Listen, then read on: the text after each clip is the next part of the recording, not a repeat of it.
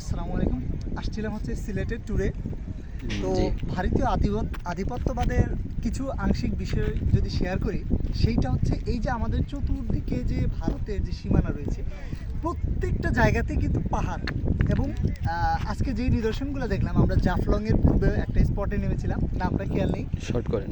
তো সেই পেছনে যতগুলো পাহাড় দেখি, পাহাড়টা হচ্ছে ভারতের আন্ডারে।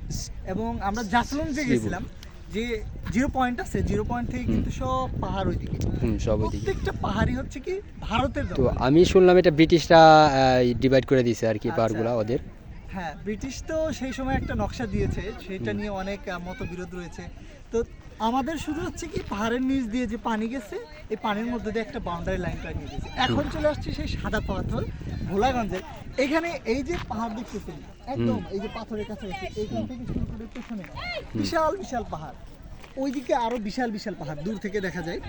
তো এই সব পাহাড়ই কিন্তু আসলে ভারতের সীমানার ভেতরে।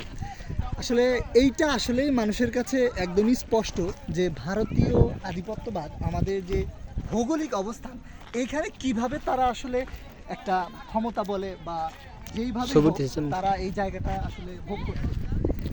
প্রত্যেকটা জায়গাতেই আসলে ভারতীয় আধিপত্যবাদের যে আপনার হচ্ছে ব্যবস্থা, সাংস্কৃতিক হোক, আর্থিক হোক, ভৌগোলিক হোক, এই প্রত্যেকটা জায়গাতেই কিন্তু বিশাল একটা বৈষম্য বা বিশাল একটা, মনে করেন যে আধিপত্যের জায়গা তারা সেই দেশ ভাগের পরবর্তী থেকে শুরু করেছে। হ্যাঁ, অবশ্যই। তো এই ছিল মোটামুটি, আলহামদুলিল্লাহ আল্লাহ তাআলা নিয়ে আসার তৌফিক দিছে। অনেকদিন পর প্রথম আসলাম এই জাফলং। অনেক ভালো লাগা কাজ করছে নাকি?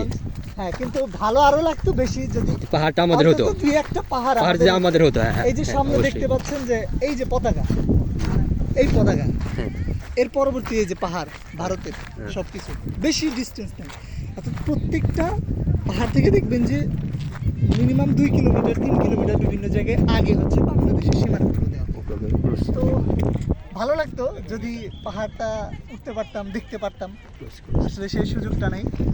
ইনশাআল্লাহ এক সময় ইনসাফ কায়েম হবে, সেই আশা রাখি।